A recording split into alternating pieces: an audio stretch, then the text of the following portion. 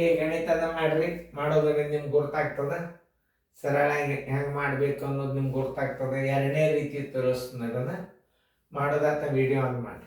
ಹಾಂ ನೋಡ್ರಿ, ಎಲ್ಲರೂ ಬೋರ್ಡ್ ಕಡೆ ಲಕ್ಷ ಕೊಡು. ನೀವು ಮಾಡೋದಾಗಿದ್ದರೆ ವಿಡಿಯೋ ಆನ್ ಮಾಡಿ. ಈಗ ನೋಡ್ರಿ, ನಾ ತಿಳಿಸ್ನು. ಅಸಲು ಬರೋಬರಿ, ಅಸಲು ಯಾವಾಗಲಾದರೂ ಸಣ್ಣದಿರ್ತದ.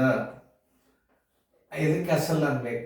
ಯಾವುದು 3500 ನೋಡ್ರಿ, ಅಸಲು ಸಣ್ಣದಿರ್ತದೆ. ಮೊತ್ತಕ್ಕಿಂತಲೂ ಅಸಲ ಸಣ್ಣದಿರ್ತದೆ. ಅವಾಗಿಲ್ಲೇ ಅಸಲಕ್ಕಿಂತಲೂ ದೊಡ್ಡದಿದ್ದದಕ್ಕೆ ಏನು ಅನ್ಕೋಬೇಕು? ಮೊತ್ತ ಅನ್ಕೋಬೇಕು. ಮೊತ್ತ ಬರೋಬರಿ 4760 ರೂಪಾಯಿ. ಇನ್ನೊಂದು ಏನು ಕೊಟ್ಟಾನ? ಅವಧಿ ಕೊಟ್ಟಾನ. ಅವಧಿ ಬರೋಬರಿ ಎಷ್ಟು? 4 ವರ್ಷ.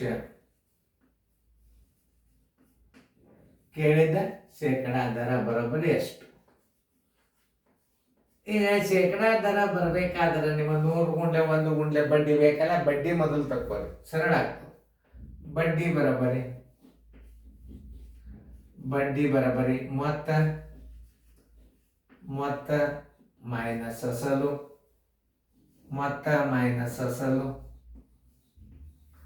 ಎಷ್ಟದ? 4750 ಮೈನಸ್ 3500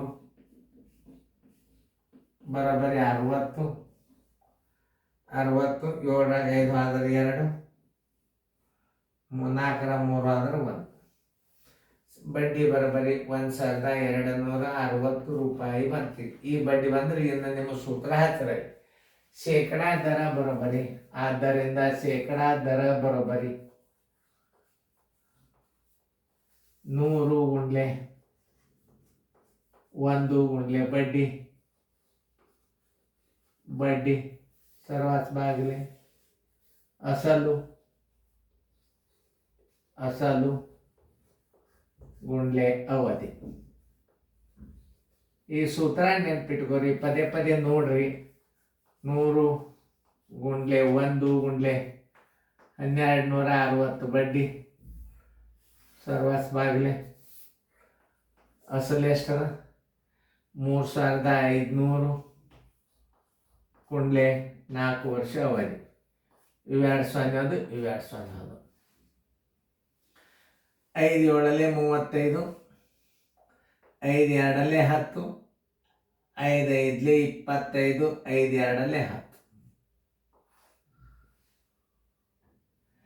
ಈಗ ನೋಡಿ, 4 1 4 6 24, 4 6 24, 1 ಉಳಿತು, 4 3 12. 7 1 7 9 63 ಬರೋಬ್ಬರಿ 9 ಶೇಕಡ. ಆನ್ಸರ್ ಈಕ್ವಲ್ ಟು ಶೇಕಡಾ 9. ದರಕ್ಕೆ ಯಾವಾಗಲಾದರೂ ಶೇಕಡ ಚಿಹ್ನೆ ಹಾಕಬೇಕು. ನೋಡ್ರಿ, ಸರಿಯಾಗಿ ಅರ್ಥ ಮಾಡ್ಕೊರಿ. ಗಣಿತಗಳು ಹೆಂಗೆ ಮಾಡ್ಬೇಕು? ಒಂದು ಬಡ್ಡಿ ತಕ್ಕೊಳ್ರಿ. ಮೊದಲು ಬಡ್ಡಿ ತಕ್ಕೊಂಡು ಆಮೇಲೆ ಹಂಗೂ ಮಾಡ್ಬೋದು. ಮೊದಲು ಬಡ್ಡಿ ತಕ್ಕೊಳ್ಳೋದು ಅನ್ನೋದು ನಾ ಇನ್ನೊಂದು ಸಲ ತಿಳಿಸಿ ಹೇಳ್ತಾನು. ಅದನ್ನು ನಾನು ಇದರಲ್ಲೇ ಮಾಡಿನೂ ನೋಡ್ರಿ. ಅಸಲು ಯಾವಾಗಲಾದರೂ ಮೊತ್ತಕ್ಕಿಂತಲೂ ಸಣ್ಣದಿರ್ತದೆ. ಅಸಲು 3500, ಮೊತ್ತ ದೊಡ್ಡದಿರ್ತದೆ 4760, ಅವಧಿ 4 ವರ್ಷ. ಕೇಳಿದ್ದು ಶೇಕಡಾ ದರ. ಮೊದಲು ನೀವು 100 ಗುಂಡ್ಲೆ 1 ಗುಂಡ್ಲೆ ಬಡ್ಡಿ ಬೇಕಾಗಿದೆ, ನೀವು ಬಡ್ಡಿ ತಕ್ಕೋಬೇಕು.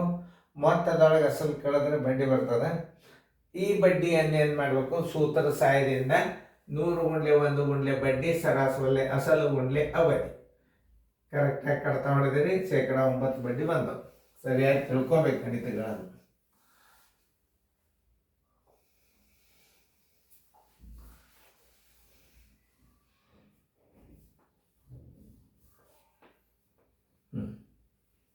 ದರ ಚೆಂದಾಗಿ ಫೇರ್ದಾಗ ಬರ್ಕೊಡು.